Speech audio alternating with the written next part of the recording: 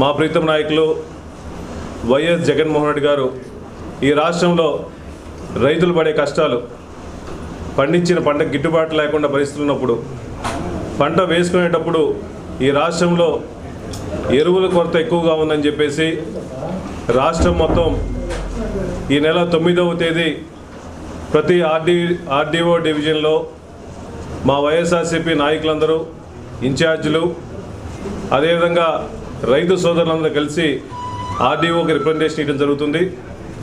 దీంట్లో ముఖ్యంగా ఈ రాష్ట్రంలో రైతులు పడే ఇబ్బందులు, ఏ గవర్నమెంట్లో అయినా రైతే రాజు అంటారు, కానీ ఈ గవర్నమెంట్లో రైతుల్ని పట్టించుకునే పరిస్థితి లేదు. రైతులు గిట్టుబాటు ధర లేదు. రైతులు ఎరువులు లేక నానా రకాలుగా ఇబ్బందులు పడుతున్నా ఈ ప్రభుత్వానికి చీమ కుట్టినట్టు కూడా లేదు. పోయిన సంవత్సరంలో రైతులు సుమారుగా ఈ స్టేట్కి సుమారుగా ఎరువులు ఈ స్టేట్కి సుమారుగా 39.5 లక్షల మెట్రిక్ టన్నులు ఈ రాష్ట్రంలో వినియోగించారు. ఈ సంవత్సరం గవర్నమెంట్ కావాలని ఈ రాష్ట్రానికి ఇంత ఎరువులు అవసరం లేదని చెప్పేసి సుమారుగా 32 లక్షల మెట్రిక్ టన్నులు ఈ రాష్ట్రానికి అవసరమని గవర్నమెంట్ తరఫున ప్రపోజల్ చేశారు.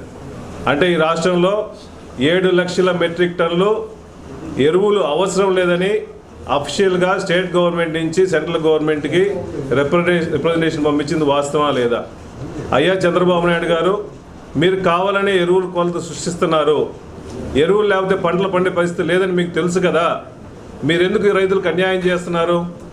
దయచేసి ఇప్పుడైనా అటువంటి ఆలోచన మానుకొని స్టేట్ గవర్నమెంట్ రిక్వెస్ట్ చేసి ఈ రాష్ట్రానికి సరిపోయే ఎరువుల్ని, డిఏపీలు కానీ, యూరియా కానీ, కాంప్లెక్స్ని ఎరువుల్ని తొందరగా దిగుమతి చేసి ప్రతి ఒక్క రైతుకి ఇబ్బంది లేకుండా ఈ వరి నాటే టైంలో ఎవరికి ఇబ్బంది లేకుండా వాళ్ళకి ఆర్బీకే ద్వారా కానీ, ప్రైవేట్ యాజమాన్యాల ద్వారా కానీ వాళ్ళకి ఇవ్వాలని చెప్పేసి వైఎస్ఆర్సీపీ తరఫున డిమాండ్